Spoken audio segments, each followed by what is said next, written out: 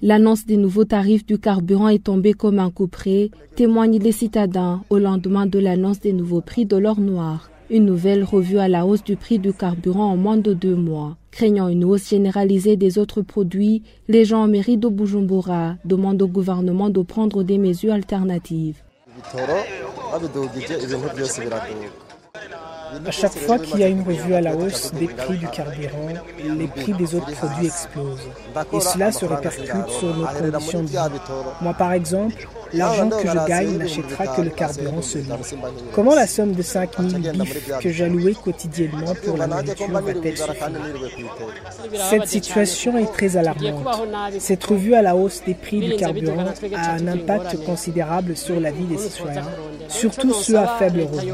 C'est pour cela que nous demandons au gouvernement de revoir les prix du carburant, car c'est nous, les gens à faible revenu, qui en souffrirons le plus. Aussi longtemps que le gouvernement ne sera pas en mesure de subventionner les prix à la pompe et avoir des réserves de change suffisantes, le prix du carburant ne cessera pas d'augmenter, a fait remarquer le président de la Parsem. Il interpelle le gouvernement à prendre des mesures pouvant amorcer les conséquences qu'engendrera cette hausse du prix du carburant. À chaque fois que le carburant montera, il y aura des répercussions sur tous les produits en général. Donc, sera automatique. Et encore une fois, la vie sera dure. C'est pour cela qu'aujourd'hui au Burundi, les gens sont en train de quitter une grande partie de la population. C'est la classe moyenne qui disparaît complètement. Les gens deviennent de plus en plus vulnérables, que ce soit les fonctionnaires, les quoi. Une vie difficile à de début du monde. Tout le monde risque de devenir vulnérable et il va y rester une poignée d'hommes peut-être qui vivent sur la rente de certaines spéculations, détournement des biens, la corruption, qui ont des profits faramineux. Mais pour les autres qui doivent vivre de leur salaire, qui doivent vivre de par le sueur, dans le travail honnête, il y aura ça sera toujours engaré.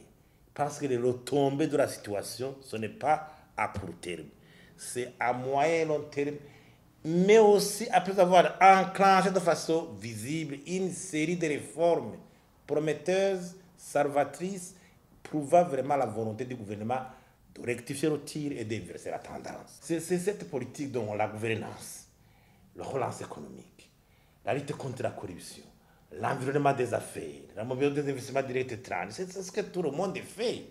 Ce n'est pas ce que de politicien. C'est là où nous sommes vraiment les moins nantis. L'annonce des nouveaux prix des produits pétroliers est tombée dans l'après-midi du 11 septembre. En mairie de Bujumbura, le litre d'essence à la pompe est passé de 3 985 à 4 500 francs et de 3 795 à 4 250 francs pour le mazout.